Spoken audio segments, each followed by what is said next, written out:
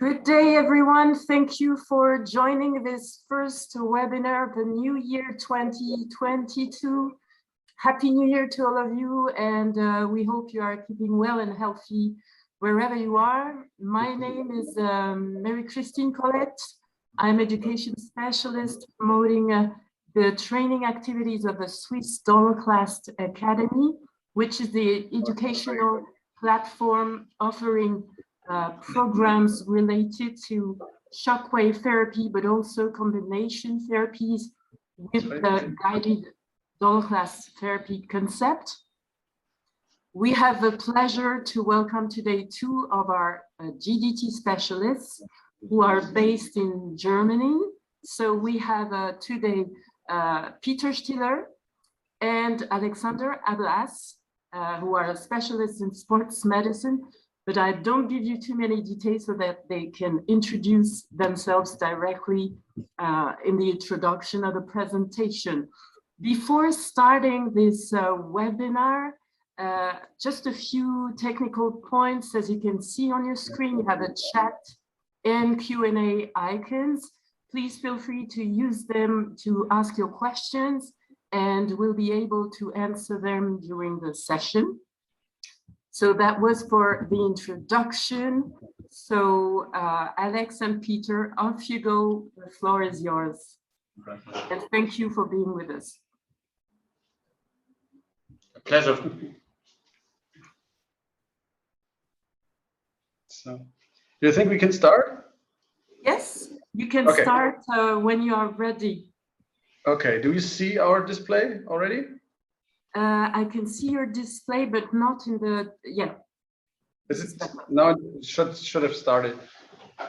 Okay, because we have so many different participants today, so I have to say good morning, good evening, good afternoon to everybody. We are very happy that we have so many participants for this shockwave therapy webinar today. I just introduced ourselves very short. My name is Peter Stiller, and I'm together with my friend Alexander Ablas. We are doing shockwaves for years and years now. I think it is very important that we work together very well from the first day on, I would say. And I'm a specialist in general medicine. He's one of the best physiotherapists that I've ever seen. And we have our own practice here, and we've done a lot of shockwave also in professional sports, because I've been team doctor of FC Augsburg. It's the first league in Germany, the first Bundesliga. And Alex was the head of the youth academy of FC Augsburg. He was, I would say, the man who brought the youth academy to the very good standard that it has today in Germany. And we will show you today some theory for the first part. That's the first part, but it's a short part of, I think, 30 to 35 of maximum 40 minutes. Then we will show you some case reports in combination with live treatment. And after this is the biggest part, I think, and then we'll have a question and answer part where you can interact all together. So after our introduction, that is not so important. The most important introduction for the theory, so means the science behind shockwave, we have to introduce Professor Christoph Smets. I think everybody who's doing the shockwave therapy with the DolorClast has heard his name before. He is the head of the neuroanatomy department of the University of Munich, and he is one of the most well-known and most famous scientists in the world for shockwave therapy. I'm introducing him because what you hear about evidence-based medicine with shockwave is nearly all from Professor Christoph Smets. Now we start what we really want to tell you. We start with the GDT, the guided DolorClast therapy. It has 6 steps. Consists of 6 steps that are very important if you see it as a complete program. It means, of course, we all do at the beginning our anamnesis and examination of the patient.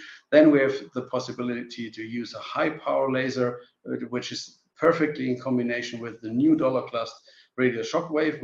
Today we are focusing on this device. but we also have the focused shockwave device, of course, and afterwards rehabilitation and the follow-up examination is for everybody who is working as a doctor, as a therapist, absolutely pretty normal. Just to show you what we mean by GDT, we work with the high power laser at the beginning, and after a short time, maybe of 5 minutes or 1 hour, we do the shockwave therapy with the new DolorClast device.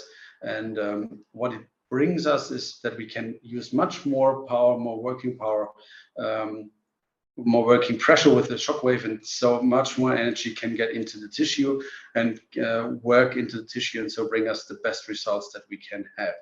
This only in short, because as I said, we focus on the new DolorClast device, but I think it's very good if you have seen these slides before. Everybody of you can have our slides. That's no problem with Alex and me. Whatever you want, tell us. We will send them to you afterwards. Okay, this is the new radial shockwave device. With very important is that it is mobile. You can take it away, and you have the possibility to have 25 hertz. For us, it's we think it's very good because we can be much faster with our treatment. Very big. Oh, yeah. Sorry, it doesn't work. Oh, but for us, a very big advantage in the treatment. First of all, very short, the theory of shockwave therapy as a short repetition. What do we want to achieve by using the DolorClast, by using such a great shockwave device? We want less or no medication anymore, no injections, especially no cortisone injections, no or fewer operations. We are working non-invasive and less risky than other therapies, especially surgery. And we are very high effective. Means we have in all kinds of indications more than 80% of positive results. That's very impressive. The science behind it comes from the Pedro database. It's the physiotherapy database from Australia. It's situated at the University of Sydney, and it is very important that this is physiotherapy as we all know it from, for example, Australia, Norway, England, America. In Germany, it's different because in Germany, physiotherapy is not as big, I would say, than in these countries. We have in Germany orthopedics surgeons, we have orthopedics working conservative, and we have physiotherapists, and that's the difference. That's only for guys who have the same system in their country than we have in Germany. Here's a short list just to show you that most of the studies that were made over the last years and are really high positioned in the Pedro database were done with the Swiss DolorClast. It's 75% of all of them, and they have a very good outcome. That's what we want to show. I show you the 3 most important conclusions of all the work that Professor Smith did on the Pedro database. One is there's no general advantage for the focused shockwave over the radial shockwave device, because the results can be completely the same or even better. So it's not always the focus is the better one. This is really a wrong conclusion of the last 20 years. And there's no basis for the compilation that the focused shockwave is high energy and the radial shockwave is low energy. That's wrong, because we can also get the same high energy level with the radial shockwave device than with the focused shockwave device. And what I said before, 75% of all RCTs that were made in the Pedro database were made about the shockwave device in the Pedro database were done with the DolorClast. The technology behind it, this is the old handpiece of the radial shockwave device of the DolorClast. It's a ballistic generation, means that compressed air is accelerated accelerates a projectile which strikes to the applicator. We have different applicators, you all know that. And then from the beginning of the applicator, there is the energy is converted into a wave, a shock wave that comes in a radial way, different to the focused, of course. You can see it here on the right side with the compression phase with the first wave. Then the picture below shows then the cavitation bubbles and the secondary shock waves that bring the cavitation bubbles to collapse. And this is the second energy wave that comes up when you use the DolorClast shockwave device. This is the new handpiece. You see there's not so much difference in the handpiece itself, but you have the buttons for the pressure to increase the pressure or to decrease the pressure directly at the handpiece, which is a big advantage when you're treating the patient. And that this is still a conclusion, still a repetition. You know, we have a positive energy first phase, and then a second in a negative energy, negative pressure phase, which is combined with the cavitation bubbles. When you go into the negative phase of the shock wave, then we see the cavitation bubbles. But we are discussing this a little bit later. First, we want to show you what is absolutely unique in radial shockwave devices. It's the radial pressure when you go up with the frequency. The DolorClast device is the only device that can stand the energy and the pressure up to 20 and now 25 bar. As you can see it here in the diagram, all the other competitors are going down from the beginning on. If the frequency goes on and the frequency increases, especially after 15 hertz, there's nearly no energy left. And this is completely different with the DolorClast, and that's the most important advantage that we have using this kind of shockwave device.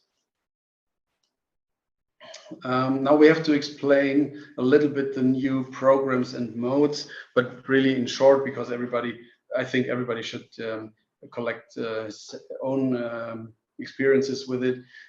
We have a smart protocol. That means that you can use it as you want. You can put the pressure higher, you can put the frequency higher, and the impulses too. And then we have some programmed programs that or modes that we want to show you. For example, for tendinopathy or for enthesiopathy, it is not really so important to change or to always use these programs. You can do it how you want.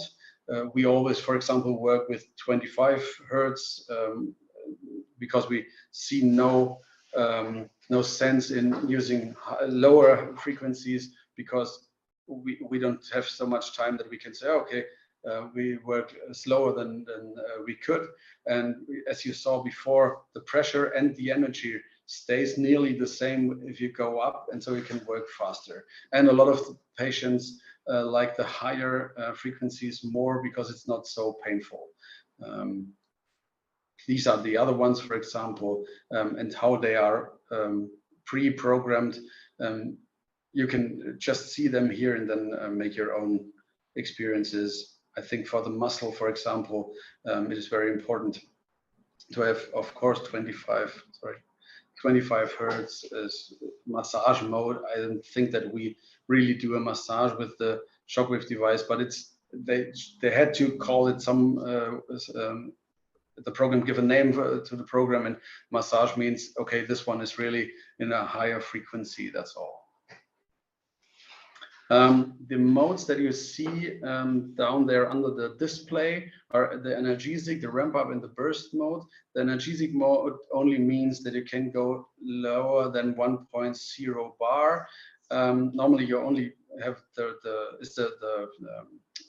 the lowest level is 1.0 bar. If you go on the analgesic mode, you can use 15 hertz or 25 hertz, and you can go down to 0.9 bar if somebody couldn't stand the 1.0 0 bar. That's all, and it's always programmed on 1000 impulses.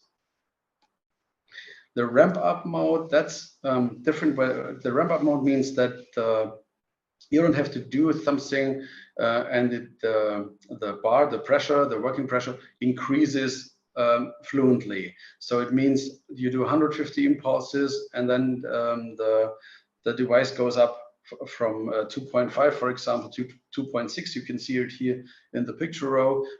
After 150 impulses, it goes to 2.7 bar, and so on.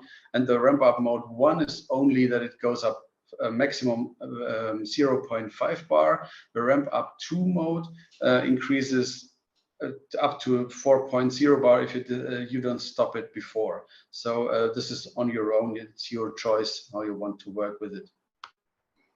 The burst mode means that you can change between 2 frequencies. Sometimes it's really, for example, in a muscle, it can help if you have 2 different frequencies to get for example, a hardened muscle open and relax it better. Or some patients are not sure if, for example, 18 hertz, as we have it here in the example, or 20 hertz or even 25 hertz are better. So you can try 2 different frequencies. At burst mode 1, it's a 4-second frequency set on the frequency on the frequency you set. Means, for example, 18 here, or if you want to start with 20, you set it on 20, then it's 4-second 20 hertz, and afterwards 2-second 25 hertz, and then it goes back to 20 hertz. And the burst mode 2 means that the frequency that you set is used until you push the power button. And when you push the power button, it goes up to 25 hertz. And if you lose the power button, it goes back to the frequency you wanted.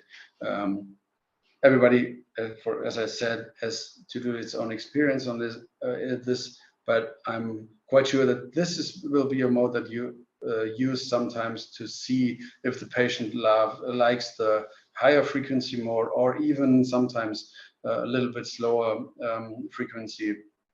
We don't need it so often, as I said, but sometimes it's useful, and you can try this. As I said, we want to talk about cavitation.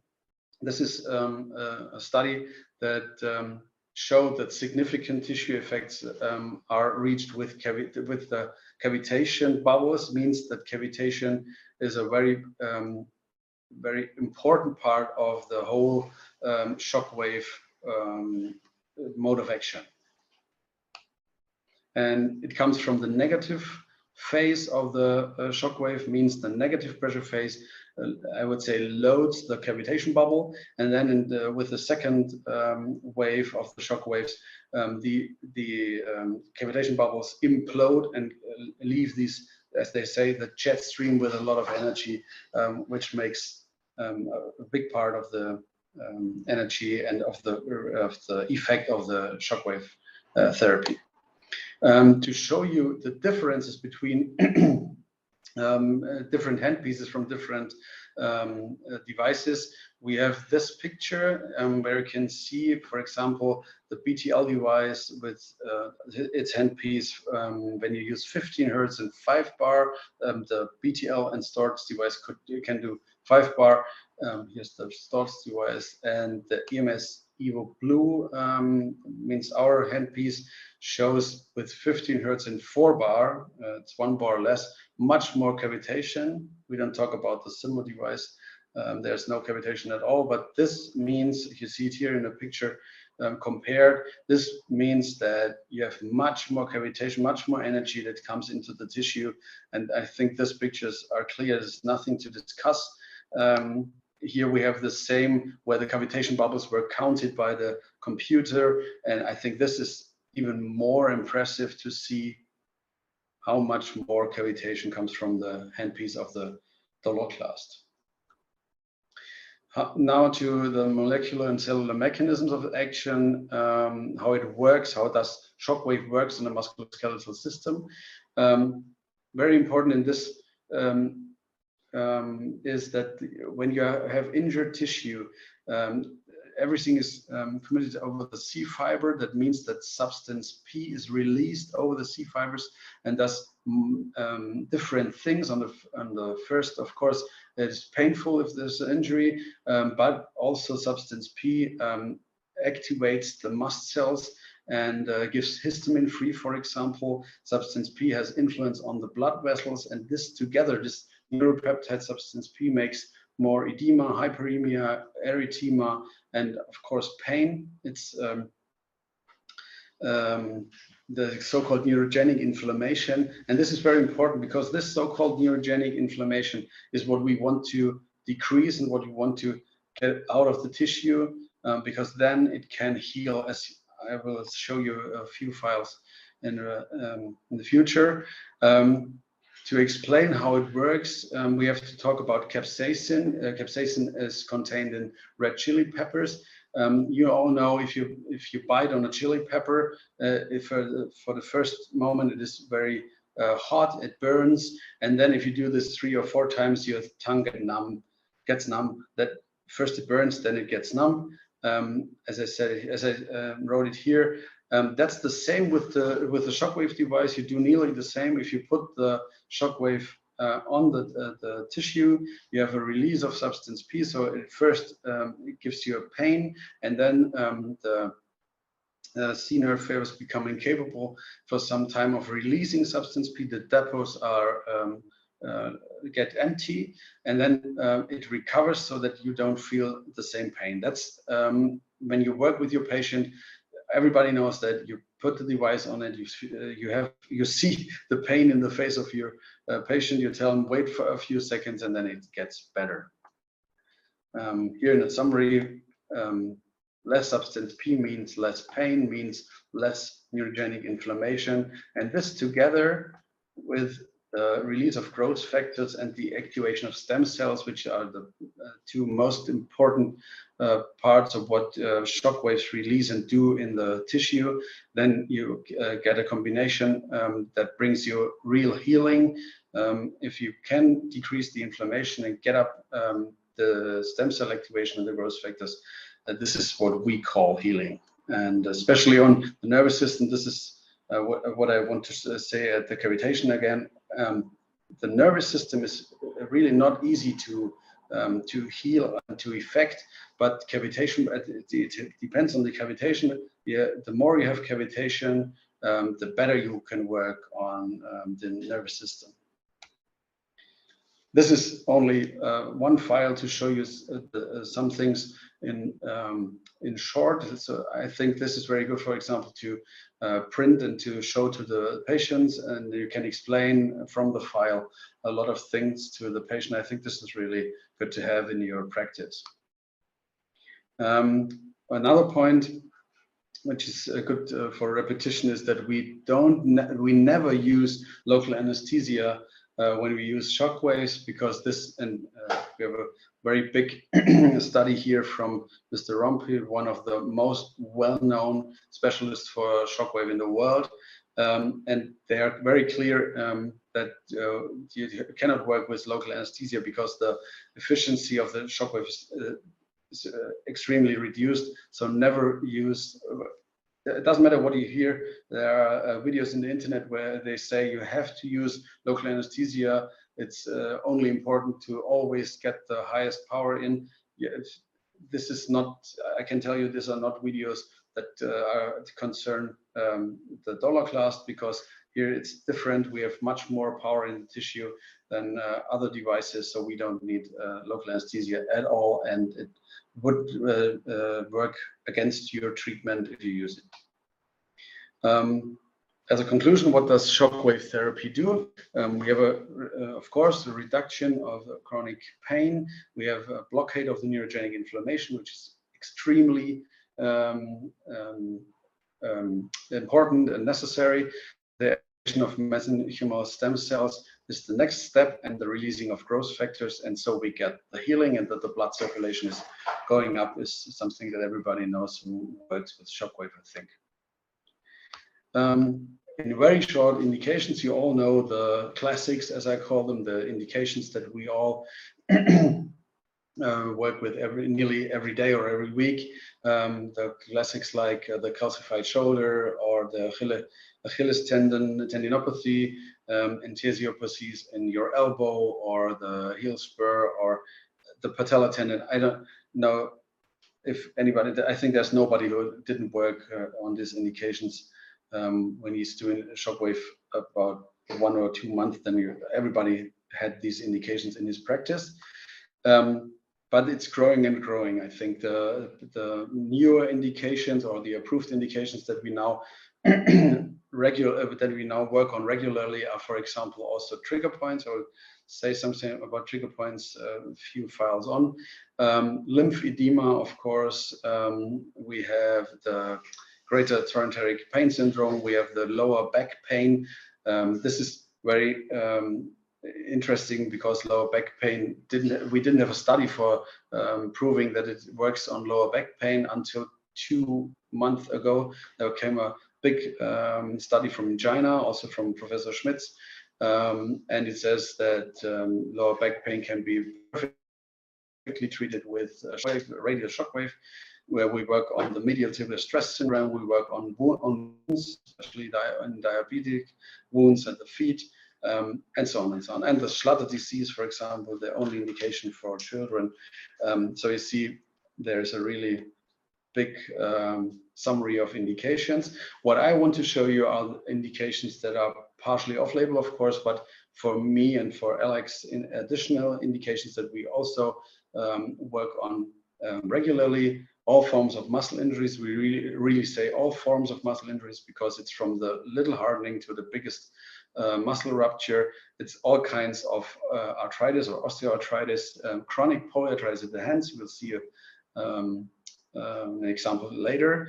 All kinds of spine syndrome, means acute or chronic, sacroiliitis, fractures, pseudoarthrosis, of course, bone bruises, bone marrow edema. We are working on osteochondrosis dissecans, tension, headache, migraine. The iliotibial tract syndrome is coming up the last years, I think, very everybody can see that.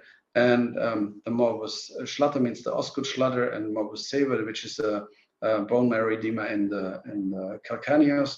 And we use the shockwave also for people suffering from COVID-19 or from the long COVID because of problems with their lung. I know that normally this is said it's a real contraindication, but we could see that we can have influence on the diaphragm, on the muscles between the ribs, and it works perfectly. They can breathe easier, have less pain, and I can show it from an abstract. This is one from Christoph Schmitz and me. It was a work on a 14-year-old girl suffering from severe COVID infection. And after 9 days of trying with cortisone and all these things to get her breathing better, we used the shockwave just to get the pain from the thorax away and make the diaphragm better. And after 5 days treatment every day, she could breathe properly and get much better. That's why we now use it, or try to use it, for people suffering from a chronic bronchitis. And we have the first case reports that it also works there. You only can use radial shockwave, of course. Never use the focused shockwave, and you have to talk to the patient before and tell him that it normally is a contraindication. But if you try it with the radial shockwave device and you are sensible for the patient giving you the hint that now it gets a little bit painful, then you cannot harm anything. But all the guys we had are now breathing easier. Trigger points is for us very important because it is, I think, an upcoming problem of our of nearly everybody working with mobile phones. A lot of work on the computer. You see here a colleague of us sitting in an airport and working on his mobile. This brings him, I think, about 8 to 10 new very painful trigger points, and we can explain why this is the case. Travell and Simmons have a lot of modified circles where they show how it comes to these very, very bad pain situations in trigger points. So because you get a local hypoxia, the tissue gets under stress. There are sensitizing substances that are given away and bring more pain. Then you have an automatic modulation of the muscle because of the pain, and so it goes on. And if you can see the contracture notes there, everybody knows them. Everybody I think everybody of you can feel them every day when you're working on muscles with your patients, and it is perfectly to use the shockwave device for this, because what we further know is that myofascial trigger points are or have an biochemical milieu of inflammatory mediators and neuropeptides and cytokines that is nearly the same as you have in enthesiopathies and tendinopathies. And we know that the shockwave works so perfectly because you're working on the neurogenic inflammation that these tendons have, and the same you have in the trigger points. And that's why it is much easier and much better to work with the DolorClast in the way we do it, for example, or I hope you do it in the past, than all the physiotherapists who are working only with their hands. That's the difference. Here is a little conclusion for this, and yeah, what we can say is trigger points can be treated very efficiently by shock waves. Here's, as I told you before, the study of the low back pain. I just wanted to show you that there is a study. You all can get it from the internet. I think this is really a game changer, because now we can really show that low back pain can be perfectly treated with shock waves, and we have got much better results than only taking NSAIDs or cortisone. Very short, what is important for me, it is not only the effect on the pain and the effect on the inflammation, but if you work with tendons, especially after operations and after keeping extremities in a plaster or something. So you have the problem that you lose the gliding of the tendons. This is because lubricin is missing. Lubricin is the gliding stuff that you need in your between your tendon and your tendon skin, and this is only produced by the body if you have movement in this part of the body, if movement in the tendon. If you don't have this, lubricin is going away, and that's why it gets it's like a dry effect that you can feel if you get your fully operated extremity out of the plaster. And the second way to produce lubricin is only shockwave therapy. You can do injections, whatever you want. You will not have real lubricin production. With shockwave, you can reach this. Here, this is the study that explains that high dose shockwave treatment can get more lubricin, get a new lubricin production and more lubricin into the septa. Now we are at the end of the theory part. I always end with this, and I think this is from George Best, one of the best and most known, best known football legends in England. He said, "Pain is temporary, glory is forever." That's exactly what we want to show you with the shockwave. First, it's a little bit of pain, but what we reach and what the results we can show are extraordinary and very, very good for our patients, of course. So now, thank you very much for your attention for this theory part. Now we will change. Alex is now starting his part with the case reports. I think, here it is. And then after this, he will show you a live treatment at the end of his case reports, and then you see me again with some case reports and another live treatment. And yeah, it was a pleasure. Have fun.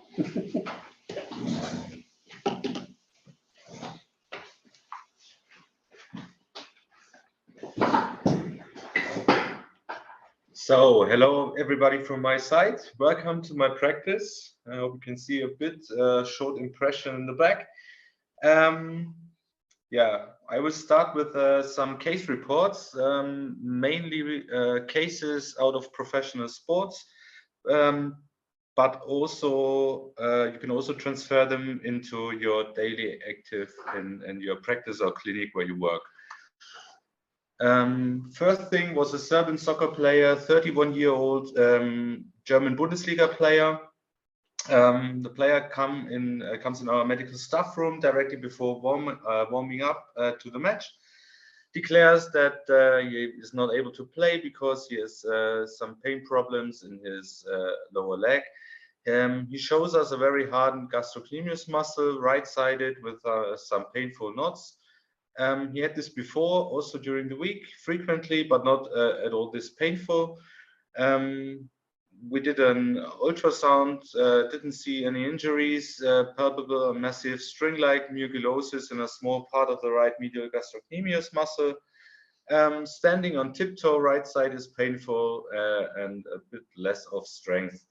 We couldn't palpable gap or punctual pain. Immediate therapy before the warming up was radial shock wave. Pressure was really high, 3 bar to 3.5 bar, which is also an indication in the beginning that there's no real big structural injury. We used the big applicator, as you can see, 36 millimeters. This was the older radial device.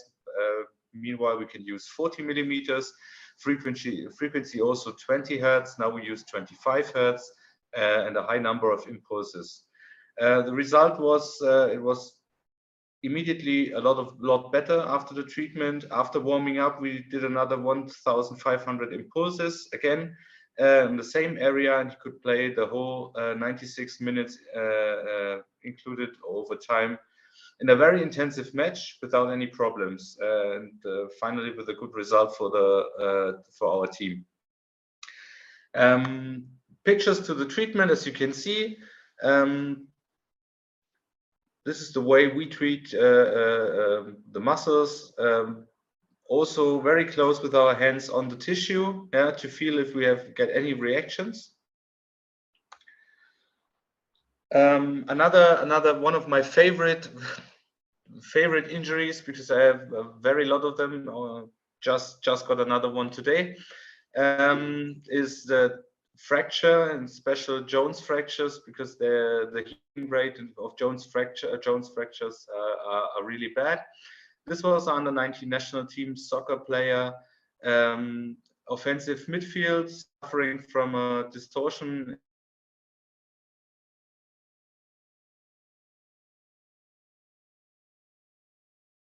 in the ankle, right middle foot. The X-ray did the surgery, as you can see the dates if you're interested, but I will make a summary of how long it took. Reposition with minimal invasive screw. This is quite important. We try to make the surgery just with a screw, not with a metal plate, because treating with a shock wave after surgery is more difficult if we have a metal plate around. With a screw, it's much easier because we can reach all the fractured area from all sides. The therapy after surgery was as followed. On day one, he was still in hospital. We're using different kinds of cold compression devices and lymphatic treatments. On day 2 and 3, we started with radial shock wave, just for lymphatic drainage. With the big applicator, you can see the pressure and frequency below, and approximately 3,000 impulses. Afterwards, we always use some kind of cooling devices, cool compression devices. After day 2 and 3, we started daily with radial shockwave therapy, full contact on the fracture with a big applicator, always in the pain threshold of the patient. From day 11 on, we used the radial shockwave big applicator, and also starting with a 50 millimeter applicator going directly on the fractured area. No concerns about doing anything to the screw. The good thing is these players get well very, very quick without any pain, no swelling, and feeling really good. So you get confronted with another big problem. Players always want to play, want to recover very fast, so they get on your nerves and try to get some more time and start earlier. So what we did after 4 weeks, we did a control X-ray, as you can see on the left 2 pictures. You can see that the fracture is starting to heal. That is one of the most important signs we need for these kind of fractures. So we allowed air walker with a full body weight on the foot and start cycling without air walker, but with sneakers, with a good base to start cycling. On the right side, you can see the X-ray pictures after 6 weeks. Yeah, we're not expecting any callus around the fracture, but we can see a good bone healing in between. So we allowed the player start training with the ball, increase his running. Yeah? Follow up, the player started the team training after 11 weeks because he was suffering from a patella tendinopathy on the other side during the training. So this is just what we needed to treat in between with the shockwave. And then he started directly with the first season game after 13 weeks in total. We tried to use the shockwave in between for the next 6 months, just to fix the perfect result during the whole healing time and the refiguration of the bone structure. Then we had another one. Yeah, this was one of the second Jones fractures. We treated the same way. I made a little follow-up for you to see. We have special dates we use: return to activity, return to sport, and return to competition. And in total, it doesn't really mean it's important when a player starts cycling or running. As you can see, both Jones fractures recover almost in the same time. On this slide, you can see that return to activity and return to sport timetables really differ a bit from each other, but in total we reach a daytime between 72 and 77, which is quite all right. We have no refractures in all of these Jones fractures treated by radial shockwave, and all fractures really healed very well. In comparison, we have some different, which you can find in the internet. Just took out another Jones fracture from a famous football player everybody should know, which took just a bit longer. Also, he's using the same shockwave device as we do. Probably has something to do with the frequency of treating. Another famous football player from Germany suffering from a Jones fracture, a refracture, and had a real horrible time not playing from 289 days. So I think the time rate we have with treating Jones fractures and all fractures with the radial shockwave from the beginning and no refractions is a quite good thing. Quite interesting topic on the next slides we have. This is a professional tennis player, 18 years of age, which had pain in the inferior ramus of the pubis. You can see on these pictures. Training has been impossible for 7 weeks. Junior tournament in Wimbledon cut short. US Open also cancelled as a precaution. The MRI showed serious left-sided osteitis pubis and symphysitis with the following results after 7 weeks of rest. 7 weeks of unchanged findings of an intense osteitis pubis on the left side with possible infraction near the symphysis pubis on the left side, which was the assessment in the beginning. The progression was the following. Pain has become even more pronounced over the past 7 weeks, even during the normal activities and without sport. As yet, only physiotherapy, pain medication, cooling things, ultrasound therapy, osteopathy, and all these things, which I think basic treatment. The osteopath involved us, then Peter and me, for treating this player, because she just said it's impossible to do it on her own. We started immediately with the following therapy: radial shock wave on the pubic bone, on the abductors, the entire back. First treatment was just possible with 1.3 bar every 3 days, and physiotherapy every 2 days, and gentle chirotherapy, thoracic spine, lumbar spine, sacroiliac joint, all these things. Initially, a high energy laser and a medical cooling device were also used for rapid reduction in pain during cold therapy. This was in addition to additional physio key in the area of the lumbar spine and the abductors. The result, sometimes later, 21st of September, was 90 minutes playing tennis training, was completely pain-free. The last shockwave, radial shockwave, was already with a pressure of 3.6 bar on the pubic bone and the abductors. If you see the checkup MRI after 8 weeks of treatment,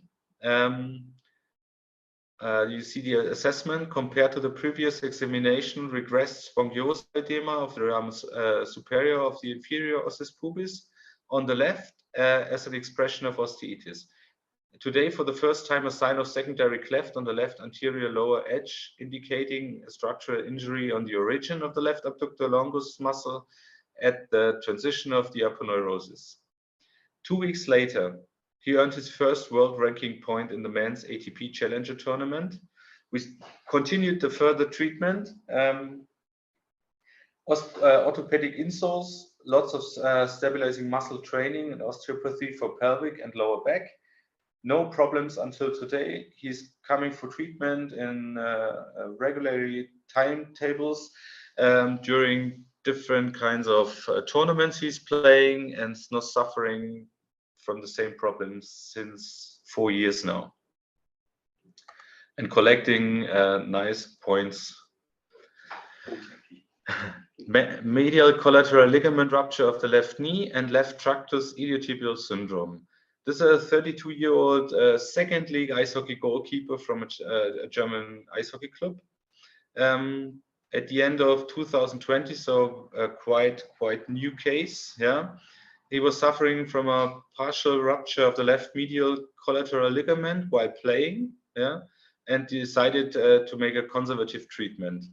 2 months later, so on the 22nd of February, he was suffering from a complete rupture of the medial collateral ligament according to MRI following minor exertion in training. Since then, pain and instability, worries about the future, surgery already planned. We started the treatment 6 weeks later on the 7th of April with radial shock wave on the entire medial collateral ligament area of the left knee. From the second treatment, the left tractus and myoglossus were also included. Treatment every 3 to 5 days, 8 times in 3 weeks, then once a week. Strength and stability training restarted on the 20th of April after 5 treatments.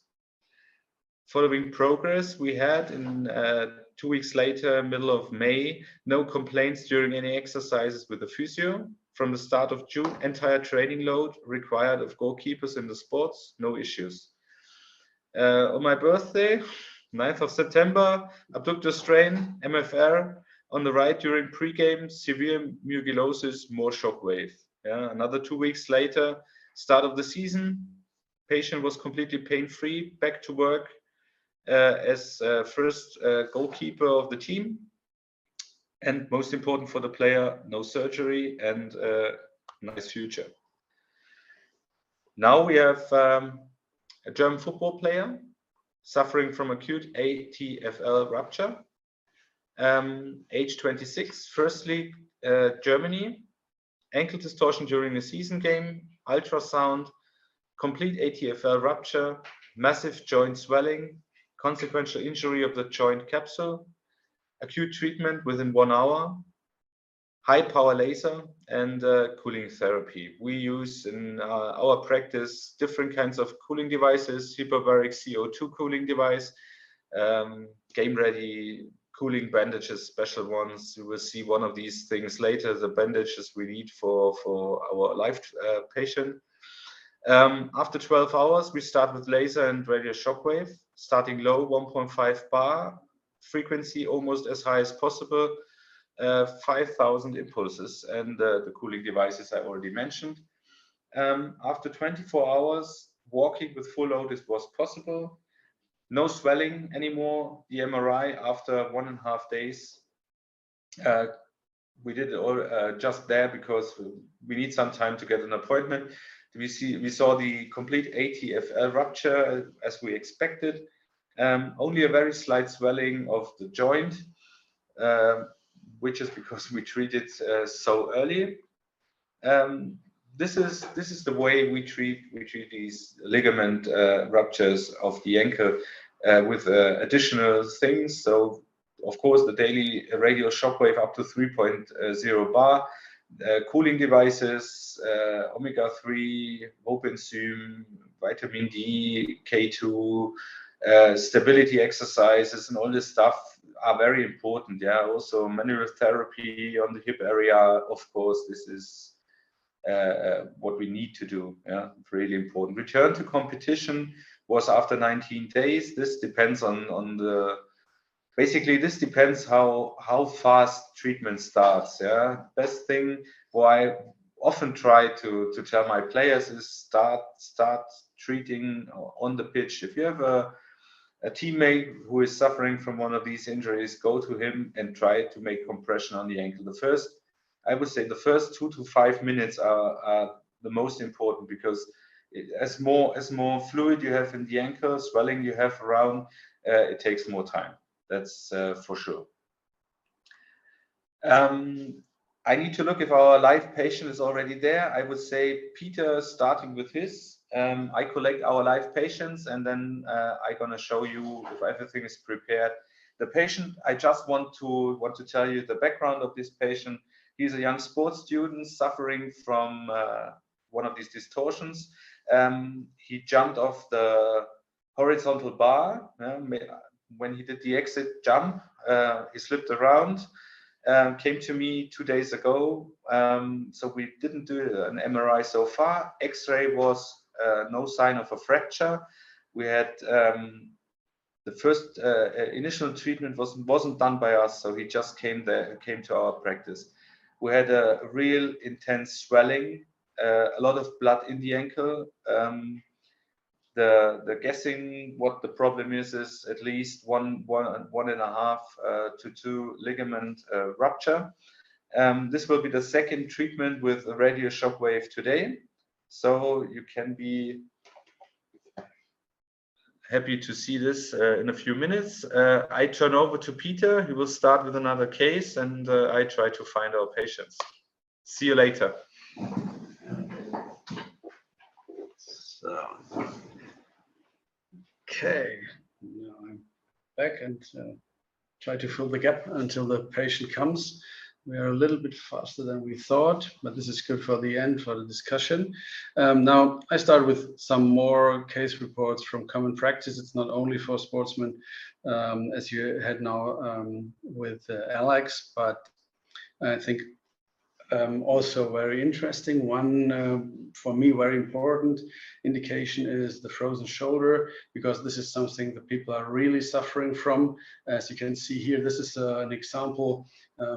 Lady, she's head of a children's home. She's mother of 2 children, and in May 2017 she had an overuse of her shoulder when she was doing very hard gardening work with her husband, and after that she became very bad pain, and she got very bad pain in her shoulder. The pain didn't resist even when she took NSAIDs, and then she got restricted movement and went to a colleague of mine.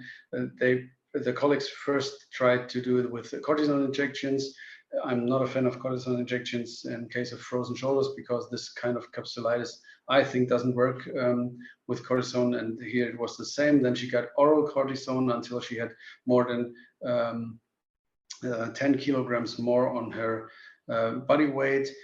She got various painkillers up to morphine painkillers, and didn't work at all. And physiotherapy didn't have any influence on the movement. So when she got an MRI in August, we had these findings: clear capsulitis and the peritendinitis and the bursitis on the supraspinatus tendon. It was really horrible for her because then in October, when I saw her the first time, she had a maximum abduction of 10 to 15 degrees. This is really unbelievable because you cannot change your clothes. She had to ask her children to help her to change her clothes. Okay, then what did we do? Of course, we started immediately shockwave therapy. 1.5 bar is when you use the radial shockwave devices, not so much in for a shoulder. So you see the pain was really bad, but she had an improvement during the first session. I wrote the question before when it said, when somebody of you asked if you always have to have pain in the treated area. Normally you always have, or it's better to have a little pain so that you can see if it works like you want it to work, and that the patients can understand, okay, now it gets a little bit better. And what we predict them that it gets better during the treatment is very good for, I would say, very good for taking the anxious away. The people are very anxious when they have indications like this or diagnosis like this, and if they get the pain during the therapy, they are frightened that it doesn't get away. And then when the improvement comes and they say, now the pain is going away, it's what you told them before, and they it's easier for them to go on with the therapy. And in addition, we did cooling therapy, of course. We take the hyperbaric CO2, as you saw before in the picture of Alex with the ankle. We take cooling bandages and enzymes and so on. That's very important that we don't take only one therapy. We use more, but the most important, of course, is in this case, the radial shock wave. After 5 treatments, we had 2.5 bar, very great improvement in pain. It got better and better. The patient was able to sleep again after a month of not more than 2 hours sleeping in the night. She could sleep the whole night without pain. And after 8 weeks of treatment, we had an abduction of 120 degrees. We started with 10 to 15, you remember, and then we had 120 degrees, and everyday life was possible without any trouble. And we did then even more physiotherapy, and the treatments with shockwave went in a frequency to 1 or 4 weeks, every 4 weeks. And we didn't have the necessity to take cooling bandages again. She was in a normal life and without pain, and that's what she has today. Years after this, we are still entirely symptom-free, which is for me really a great result in such a severe diagnosis like frozen shoulder. And what I want to show you before we have our live patient with Alex is that this is also proven in a study, the efficiency of radial shockwave therapy in shoulder adhesive capsulitis. I think this is for you very important that you can tell the people, okay, there's a study that shows that it is really, really significant results in using it for frozen shoulder. This is just, if you want to take this to show to your patients, I think this is very good for everybody. Now we have our live patient. Hi. Hi. Try to, yeah, wait, I have to take the camera and bring the guys into a better light.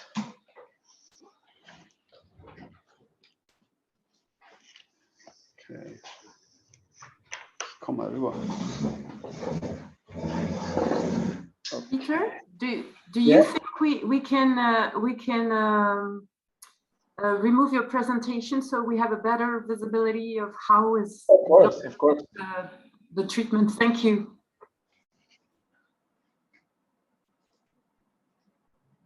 Sorry, that's something I always forget. Like this. No so problem. Do you see it?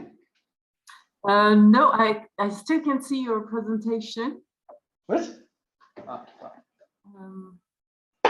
Perfect. Now we see. Okay. So as you can see, it's already a bit better. Yeah, see the blood strain in the area, the swelling from the bandage. Yeah, it's green. Yeah, everywhere. Okay, we can even go closer. Here it is. Can see how blue it is here. So we start with a frequency of 25 Hertz. Using the maximum of impulses for the beginning, and start with a low pressure rate. Using the 40 millimeter applicator.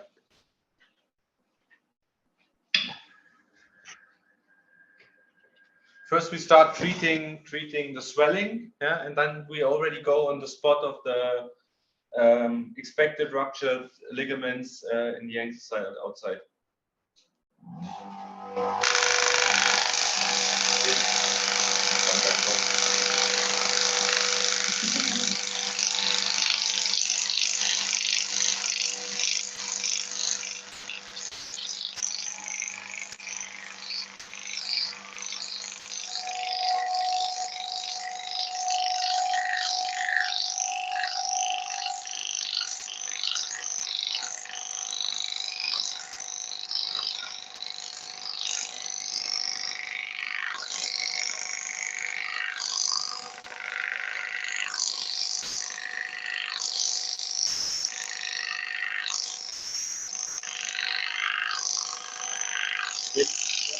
Geht mehr? Geht immer noch? Geht da? Okay.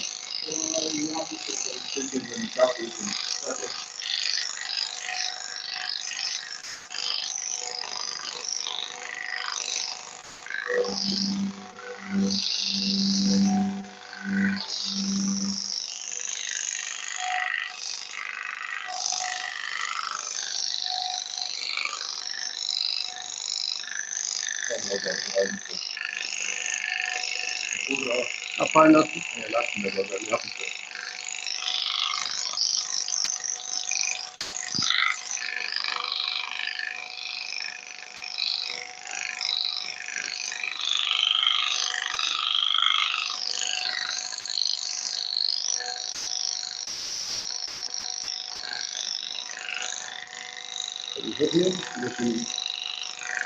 Die Funktionsstellung behandeln. Was das? Die Funktionsstellung behandeln.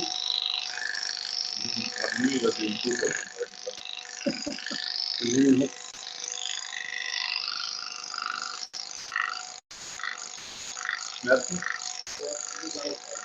Okay, von dem? Ja, hier. Ja. 6, 7. Aufzuhalten. Ja, auch. Machen wir kurz Pause. Ich muss was dazu sagen. Just a short break. What you can see is that Alex is always talking to his patient. He's increasing the load as fast as possible. Now we are, as you can see here, at 1.9 bar. We started, as you saw, with 1.2 bar. And I think you can also see that the swelling is going away while he is treating. And this is extraordinary, I think, and this is only possible with the shockwave. Right.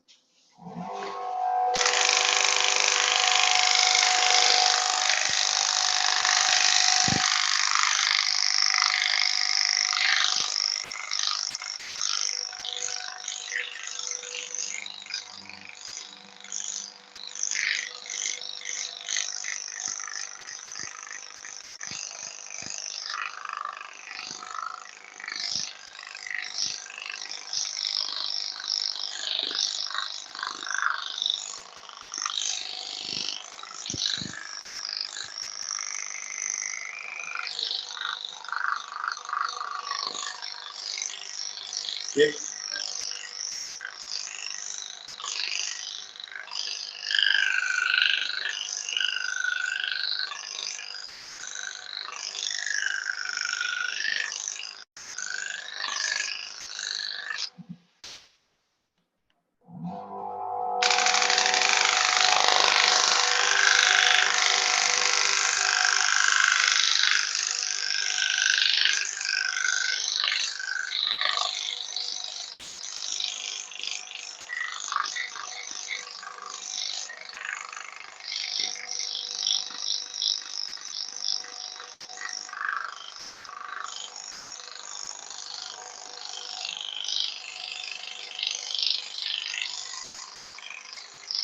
Okay.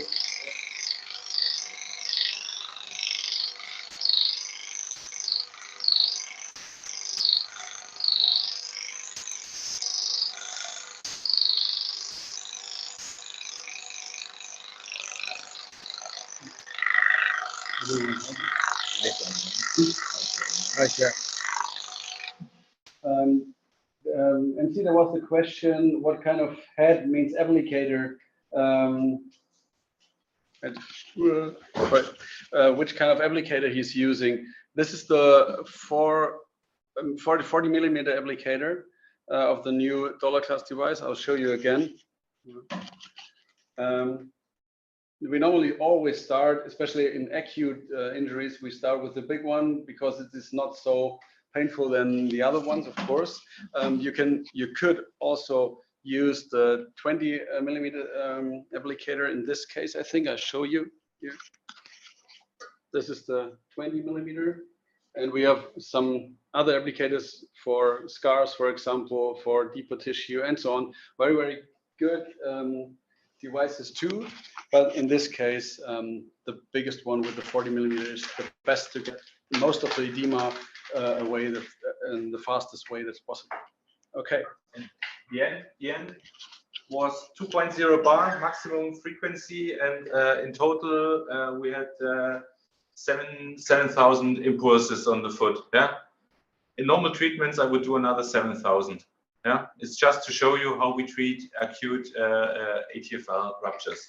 Now it gets the, as said before, the cooling bandage around the foot. Yeah, the brace will stay down in this period for the next 3 hours.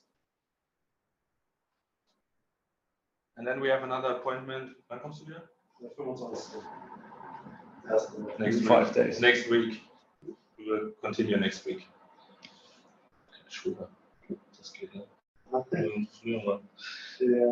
Okay. So this was all.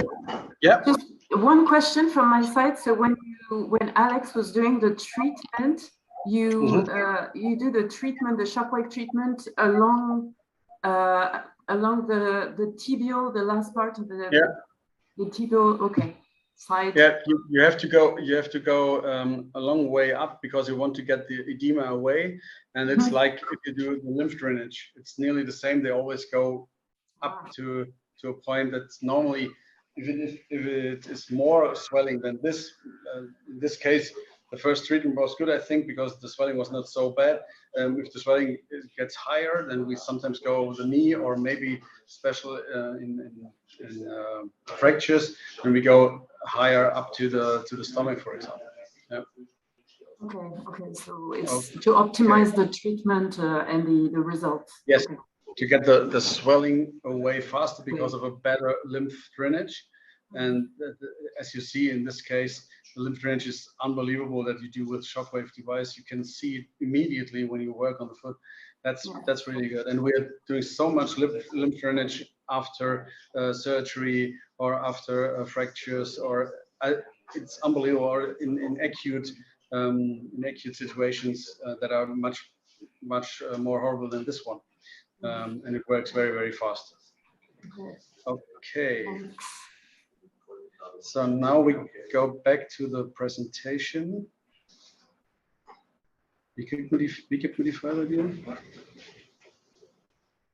Hey, technical part is his part.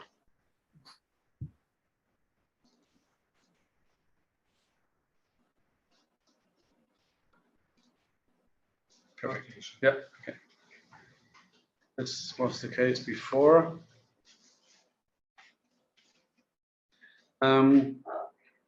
Does anybody have, MC, did you have more questions on the live treatment? Should we do them now, or can we just go on?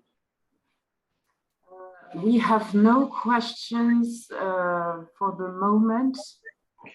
Okay, but, then I think we go on. Everybody can note down what he wants to ask us later. It's no problem. Quick question, just quick question from me. Another question. What is the mode? What is the mode that you prefer using between analgesic, burst, and ramp up?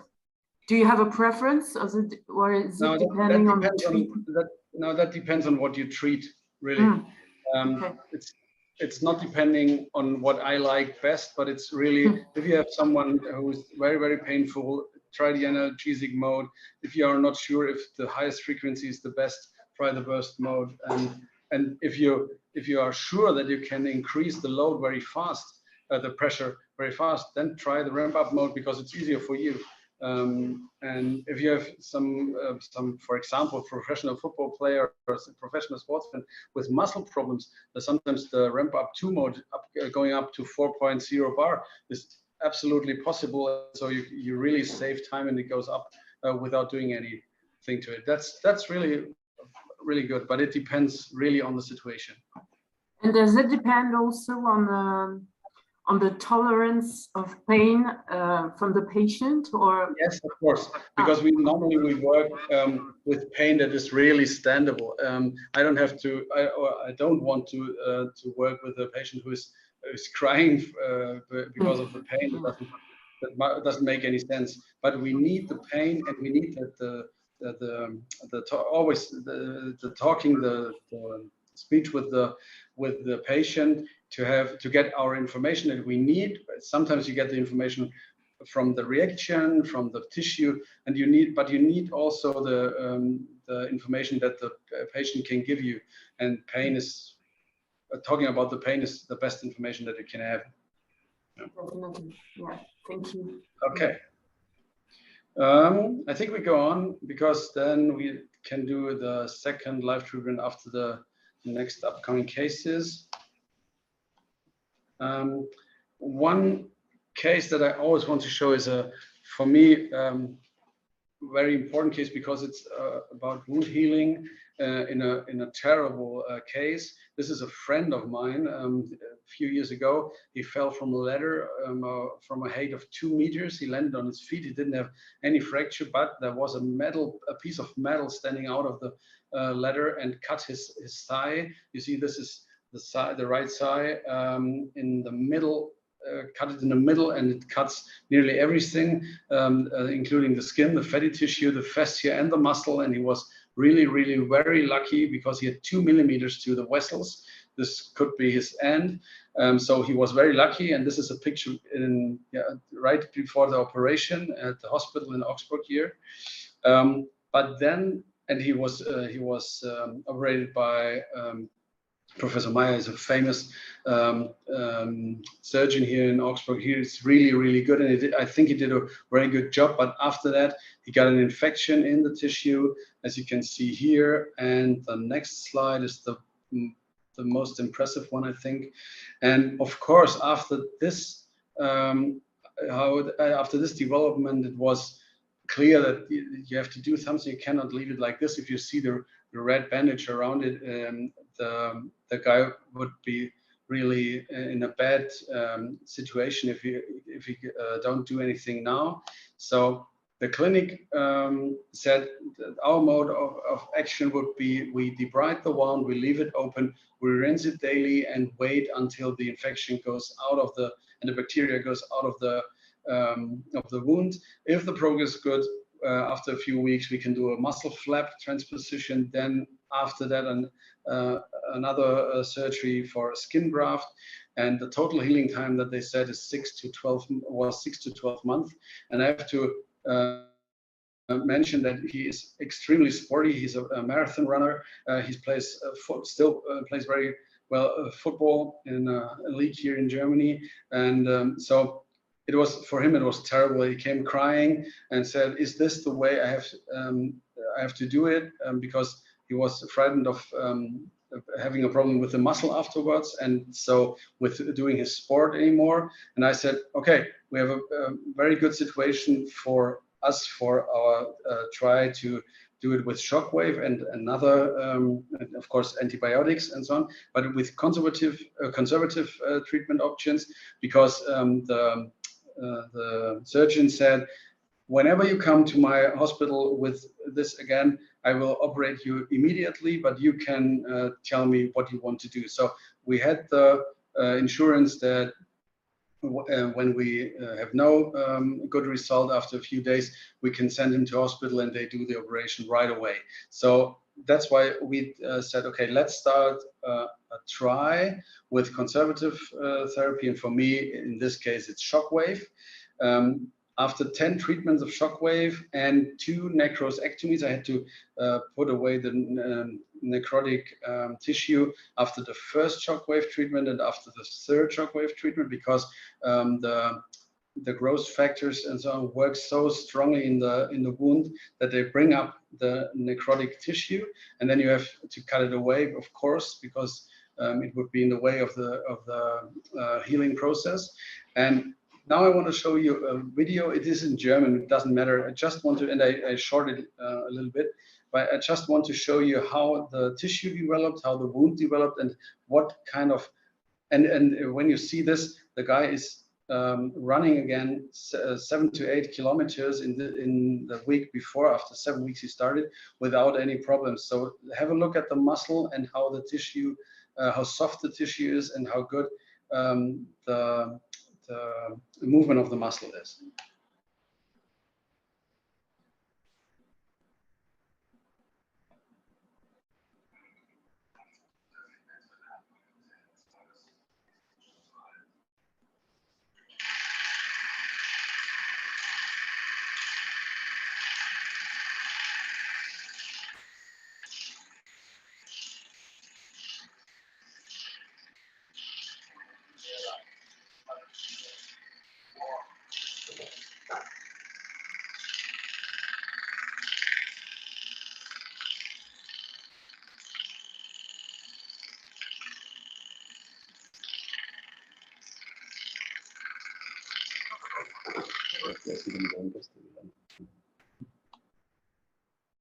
Okay. What I wanted to say again is, you see that we really work on the tissues with pressure too. This is really to get a feeling for the tissue. I didn't start with such pressure on the tissue at the beginning, of course, and you have to be very sensible for the patient, of course, but afterwards, if it works like this and the scar is so stable as you saw it here, and the tissue is so soft, the muscle is so good, then you can really work with a lot of pressure on it. That's why we always, if you have a sportsman with muscle injuries, we work with a lot of pressure with our hand and a lot of pressure from the shockwave device. One of my favorites is polyarthritis of the hands, because this is really something the patients are suffering from. It is completely bad for their life quality. Sometimes they say they don't have any more life quality because they cannot use their hands. They cannot do everyday things from everyday's life, because nothing is easy anymore if you can't use your hands properly. And if you see this patient, for example, she was suffering really bad. She couldn't do the normal things in her life anymore, and now she's smiling here because this is the 3rd or 4th treatment, I think, and it gets much better, and very fast. It gets much better if you work with these hands, with shockwave on these hands. We do always the same. We use the big applicator because they stand it much better. We normally use 3,000 to 5,500, 4,500 impulses per hand. At the beginning, maybe 7,000 per hand. That's possible. First, we use it on the joints. Then we do a little drainage, always from distal to proximal. And the first treatment is, sometimes it's, in this case, it was 0.8 bar. In other cases, we can start with 1.0 bar. If you use the high power laser from GDT before, then sometimes you can even start with 1.5 or 2.0 bar. It depends on if you have the high power laser as the possibility to use before, and it depends on the patient and on the applicator you use. In this case, we started with 0.8 bar. The second treatment was already possible with 1.6 bar, and after the third treatment, she didn't take any more pain medication. That's why she's laughing on the picture. The mobility got better, and after 5 treatments, she was entirely pain-free. She could do gardening work again, and we could keep this result in using it every 8 weeks. So 1 treatment every 8 weeks means, of course, 6 treatments per year, and she's still entirely pain-free. And the swelling went away. She could wear her ring again that she had to keep off for 10 years. This is also for me very important because I can show you a very young patient. This is a 15-year-old track and field athlete, very good athlete, one of the top athletes in southern Germany in his age. He had a shooting pain during doing hurdles in a competition 1 week ago, and he described it as where it was located at the pelvis above the left hip. So we did an ultrasound, and we could see an intramuscular hematoma of the tensor fasciolate. This is not a very common injury for sportsmen, but when you do athletics like hurdles, this is a special kind of muscle contraction that you have in this area. So and it is very, very painful. It means in this case he had a visual analog scale from 8 to 9. He couldn't really walk properly, and he had the same too with his shin splints. So he had 2 problems, one acute and one the shin splint problem was always rising during a competition, and after competition he had also a visual analog scale of 8 to 9 from both shin splints. And this he was suffering from this the last 2 years. So we had to work with him on 2 things: the acute muscle problem, which was really bad, you couldn't even touch him. And after we only could work with 1.4 bar on the first treatment on this muscle, which is for this muscle really too little.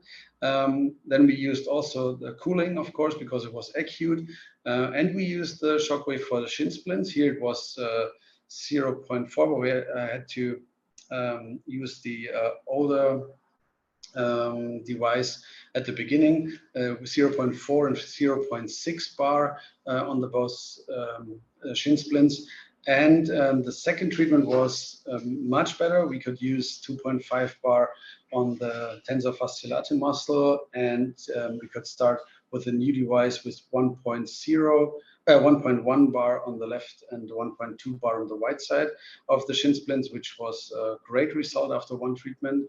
And the third treatment was he was feeling much better when he came for the third treatment, and he was starting light training again. It was successful. He had 2.7 bar on the muscle and 1.4 bar on both sides of his shins. For the first time in 2 years, he had no pain there. That was very impressive for me because he's a young guy, and he was really suffering. And after 3 treatments, we got away the pain that he couldn't get away for the last 2 years. And he went back to full training, and the result was that a few days later there was the U16 or under 16 Bavarian Championships. He's 15, so this was all the other guys were 1 year older than he was, and he took in 2 competitions. He took the first place, and in 1 competition the second place. And it was even wrote about him in the newspaper, in the local newspaper. That was really for us a great result, and for him very successful.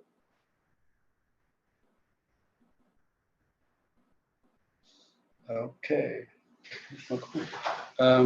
Now we are looking for our second live model. I will tell you the story about her. Claudia is a patient for the last, I think now 16 years, because I know her very, very early in the children's hospital. When she started her, I would say, bad career with her chronic osteomyelitis when she was 11 years old. Hi.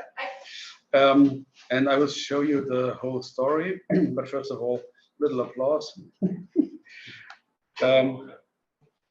Claudia began with her problems at the age of 11 when she got a distortion, a simple distortion of her right upper ankle. Then after that, an osteomyelitis developed with severe osteonecrosis zones, and she had 9 times, now 10 times surgery in total.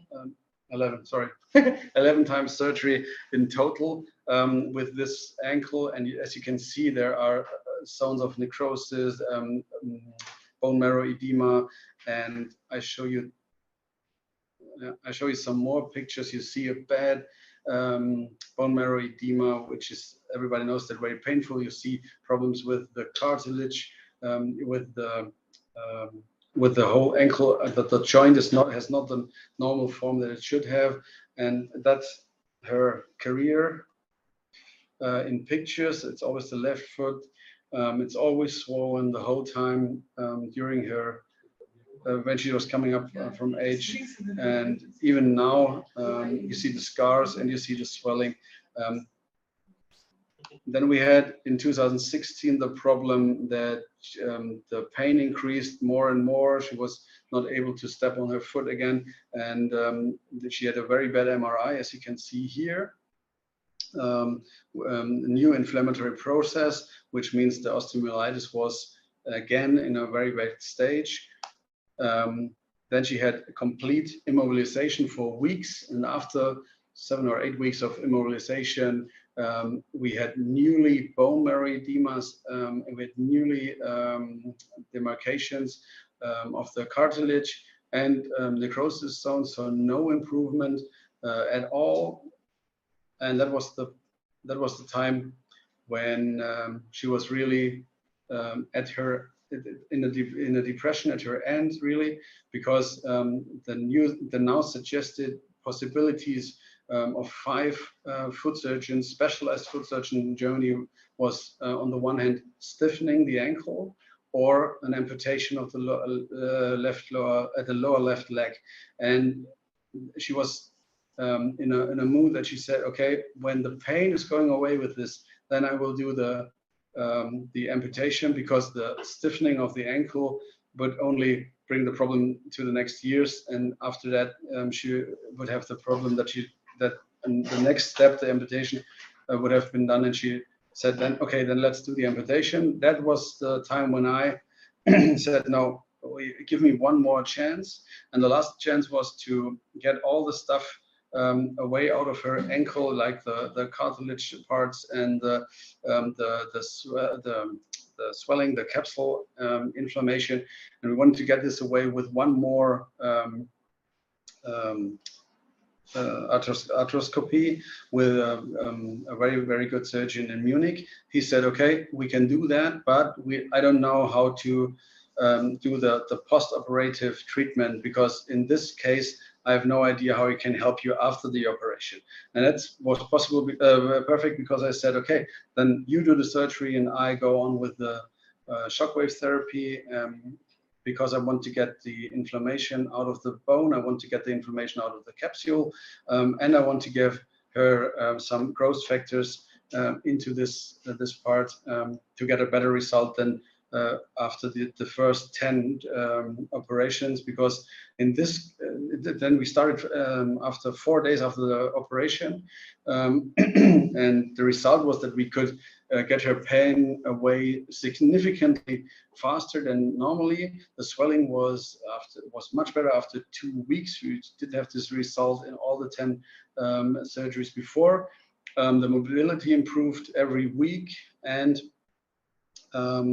she could do more stabilization and put more weight on it earlier than all the operations before. And after 4 months, we got this MRI. I show you, and I think everybody can see how much this ankle improved. Let me go back to this one, and especially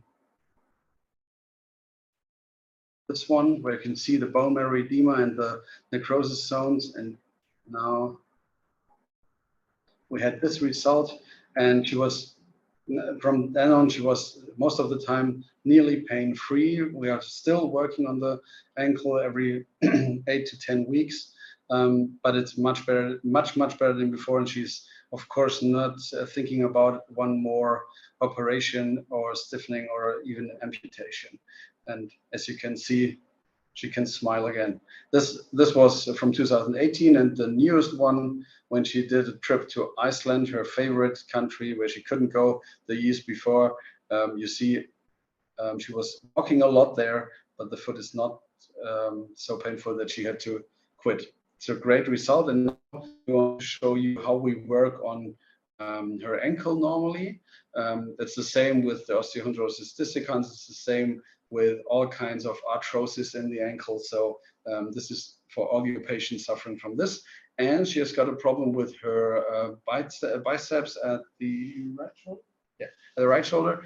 It's a tendinitis of the biceps. It's a capsulitis that she's suffering from at the moment, but it's getting better now. And she had a ganglion that was operated because it was exactly at the biceps tendon. And we'll show you how we work on the shoulder.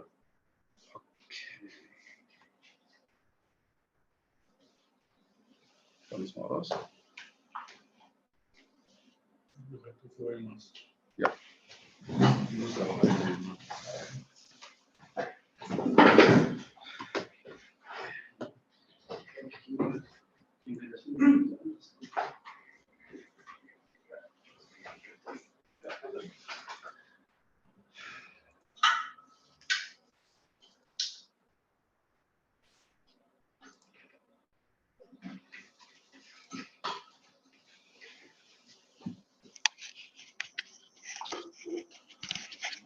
Can you see us?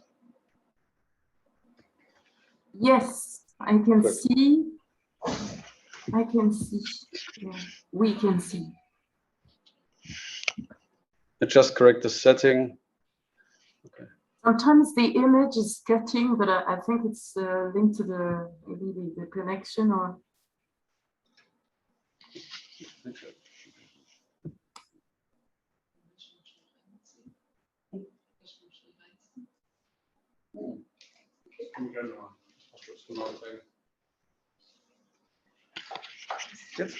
Do you see us?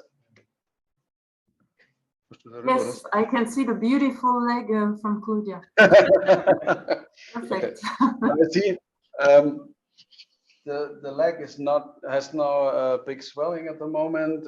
It's a little bit more than normally that we have now, but for the story I told you, I think it looks pretty well. So you look always pretty well, but you know. Okay, then we start. I always start at the ventral part. I go into the ankle.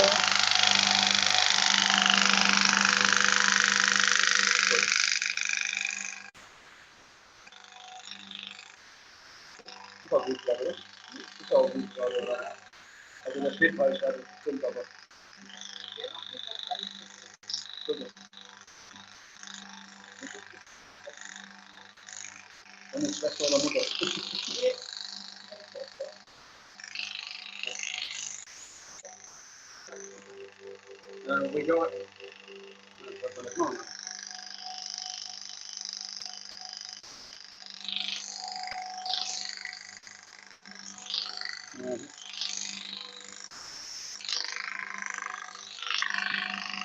Sorry.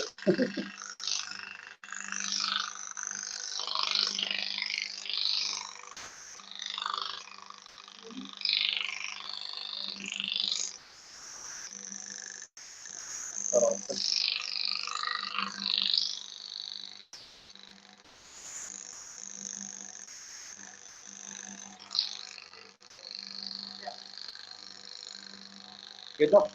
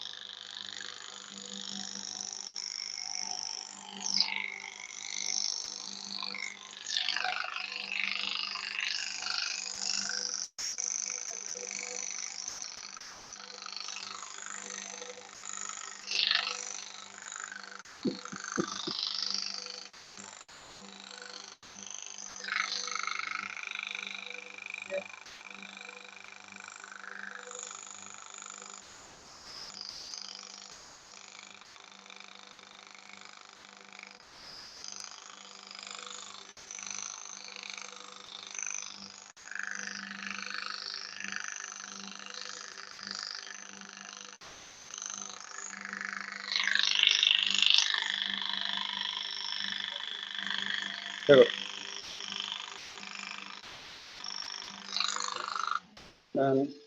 In this case, or all kinds of arthrosis in the ankle, we go we try to reach it from every direction, because we can go deep about 4.5 to 5 centimeters. So if you use it ventral and from the lateral side and from the medial side, where it can get into the tissue very easily, I think you hit the talus and the tibia in every direction, and that's normally exactly what you need. You have to get so much energy inside as you can.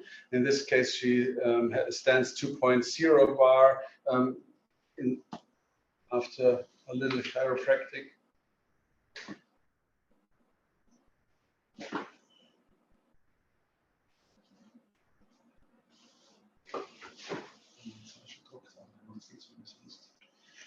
I think we can even put some more on it. Jetzt geht's mal wieder.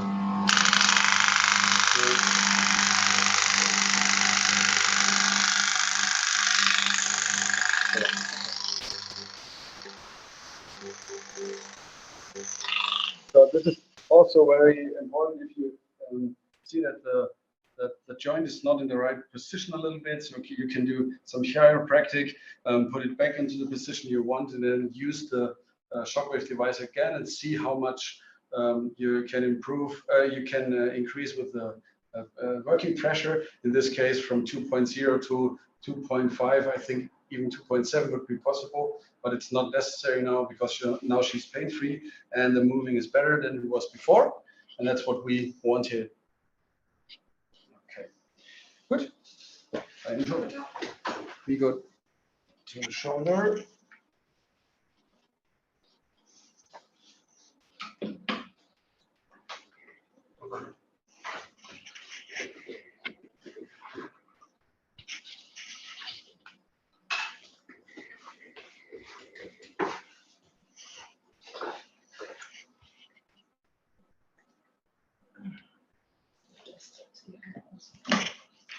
Ja, ganz besser. Jetzt. Ja, geht, klar. Da habe ich kein Problem mit.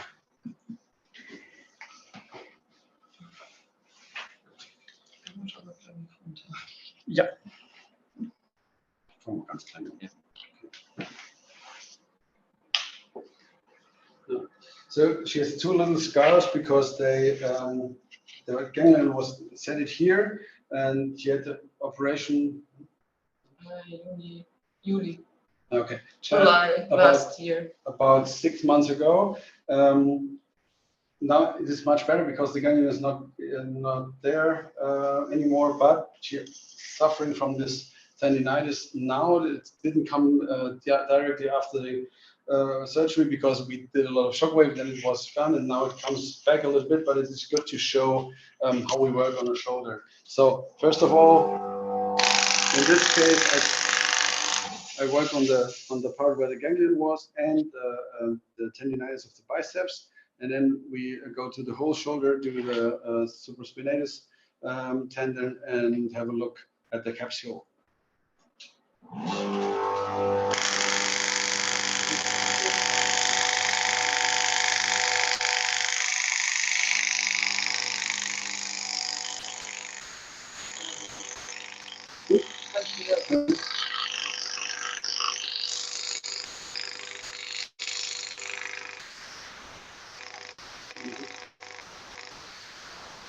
position of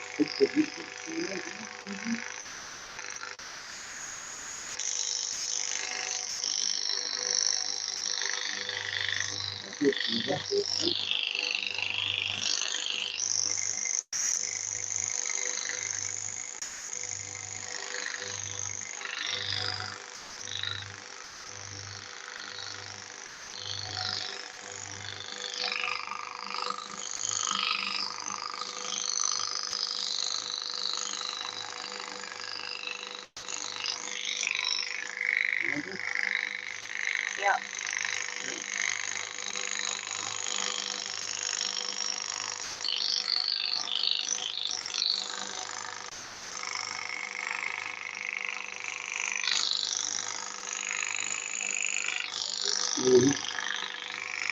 Let's see. Is it better?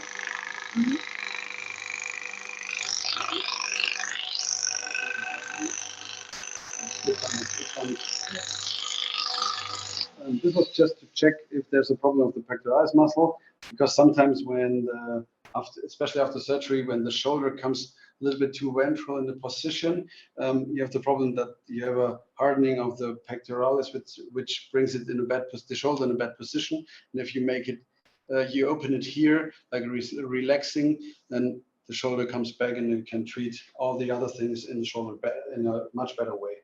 So now let's get to the back. Wer kann sich bewegen?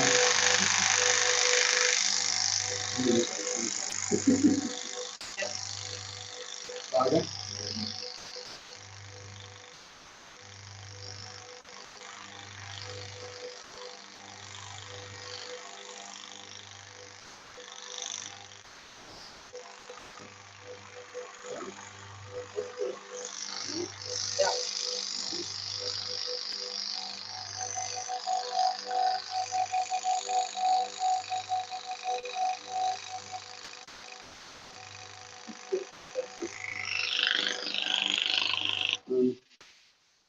Here you can reach all the most important parts, the biceps tendon, supraspinatus, infraspinatus. We always go here into the neck. That's what I show you next. And we always work on the AC joint just to see if there is a problem too.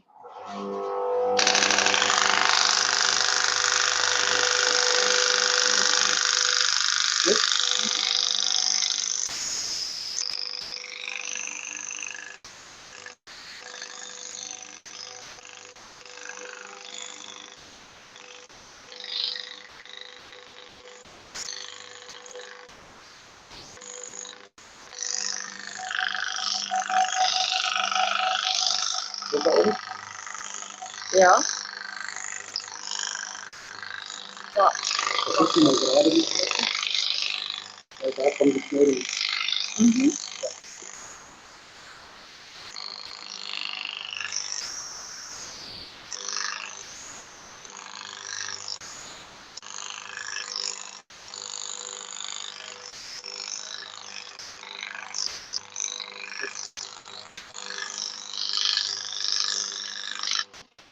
We don't go into detail because this is another to work on the back is another part. But always, if you're working on the shoulder, please do at least the trapezius muscle and a little bit of the shoulder bladder or put it into your treatment, because the hardening here makes the position of the shoulder really bad, and that's the problem. If you don't get them out of the bad position, the tension on the tendons is so bad that it gets worse and worse. Okay?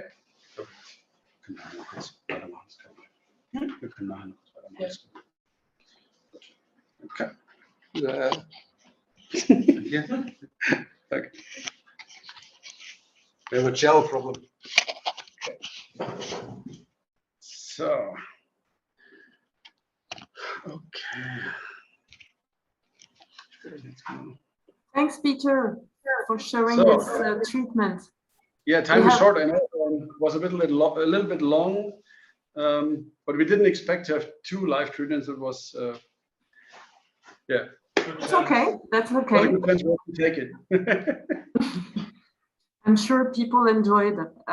We have a quick question from a participant, but not medically, not a medical question, but more a billing question. Do you charge typically? Do you charge typically per visit for shockwave treatment, or do you charge as a package, including a few treatment shockwave sessions? We don't give them like a I would say a 10 treatment pass or something. We don't do this because and we don't charge every visit. We tell them, okay, we think we need 3, 4, 5, or even 7 or 10 treatments, and after about 3 to 5 treatments, they get normally the first from us the first bill, because that's what over the last 2 or 3 years was our what I had mostly with the patients, that they said, okay, please give me a bill after 3 to 5 treatments, because then I can see how much it is for me and so on. And I think this is the best, to do 3 or 4 treatments, see if it gets better, and then give them the first bill and let them pay for the first part, and then see how it goes. Okay. It depends also how the body reacts to the shockwave treatment. Yeah. And yeah. Okay. Thanks. I see the next one. Very good question, because you can see it a little bit on the picture we had. We only use the volar side, not the dorsal side. Sometimes, yeah, I know he's a bit different in this. He sometimes does the dorsal side, but this is because he's the bad guy and I'm the good guy. I'm only doing it there where it is not so painful, and he's also working on the dorsal side. But it doesn't. If you put enough impulses on the volar side, it's okay, because you easily get through the whole tissue. But he always wants to, yeah, Be hard. have more fun with treating the patient. Okay, thank you. And talking about hands, is it the same protocol for how do you call it, palmar fibromatosis? Is it the same protocol as polyarthritis? Yeah, you can do exactly the same. The problem with the fibromatosis is it depends on the stage that the patient reached before. If you have a real problem like this, they also call it Dupuytren contraction. The problem is how strong the contraction in the hand is. If it is really bad, you can only tell them that the pain gets better, but you will not have influence on the tissue. If you start earlier, I think you can have good influence on the tissue. It's the same with scars. You always get scars better, but if you start early treating the scars, it's better than when they get like a keloid and they're older. Yeah. The earlier, the better. Always. Yeah. Okay. we always treat nearly exactly the same as we look the same, so we treat the same. The only one that we do it different was the hand and the question before. Okay, thank you. Any additional questions? After 2 hours, they are all Please tired. don't be shy. Take advantage of these 2 great experts online. If you have any questions. Everything, every question is not about the hair.